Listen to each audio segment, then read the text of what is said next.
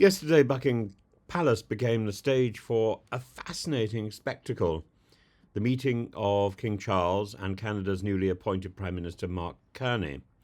And while ostensibly a routine audience between the head of state and the head of government, the backdrop for this meeting was anything but ordinary, with President Trump openly suggesting that Canada should become the United States' 51st state, and a mounting trade war between Ottawa and Washington. And the significance of the King's audience with Carney extends far beyond polite diplomatic formalities. On the surface, the meeting conformed to the traditional practice of a constitutional monarch receiving his prime minister from one of his realms. But in politics, optics are everything, and King Charles appears to have mastered the art of subtle messaging. There were coded signals: the King's choice of a red tie, a nod to Canada's national colour, his recent planting of a maple tree at Buckingham Palace, his wearing of Canadian military honours, and his conspicuously chosen Canadian chair at the Commonwealth service. And these gestures might appear minor, but in diplomacy they resonate as clear affirmations of the sovereign ties between Britain and Canada at a time when those bonds are being tested by American pressure. Trump's rhetoric and Canada's annexation is not simply braggadocio. It's part of a broader American posture that's seen the return of aggressive economic nationalism.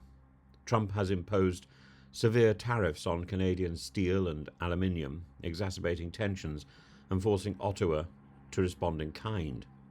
Mark Carney, for his part, has wasted no time in rebuffing Trump's overtures. In his days in office, he strengthened alliances with France and the UK, rather than making Washington his first destination. His statement that Canada would never, ever, in any way, shape or form be part of the United States was a firm rejection of Trump's advances. And I think he's quite right to stand up to bullies. I think that's what we should do, wherever and whenever they occur.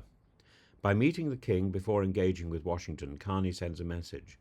Canada values its historic ties to the Commonwealth and sees its future as a sovereign nation aligned with European allies rather than a subservient state within an American orbit. Canada is not going to be part of Trump's cult. And the King's position in all this is delicate. As a constitutional monarch, he must remain politically neutral. Yet his role as Canada's head of state gives him an implicit stake in the country's sovereignty. And while he cannot openly denounce Trump's provocations, his actions, whether intended or not, have been interpreted as a quiet endorsement of Canada's independence. At the same time, Charles must tread carefully with Washington.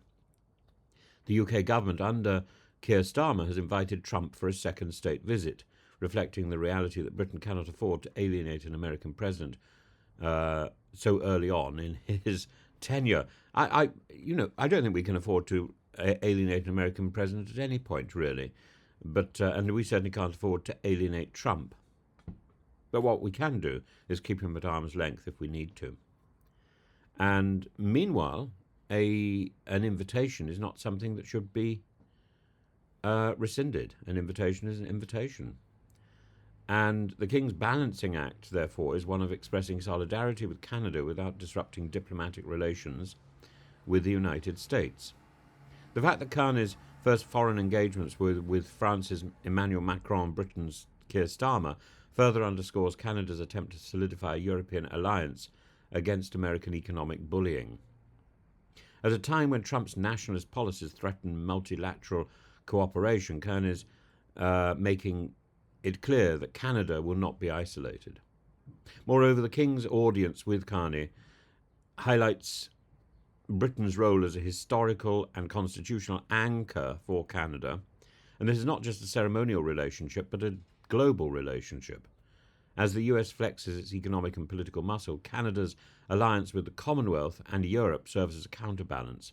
And for those paying attention, the meeting at Buckingham Palace was no mere formality. It was a diplomatic moment rich in meaning, where the King, who cannot speak freely, and a Prime Minister who most certainly can, jointly underscored the importance of Canada's sovereignty.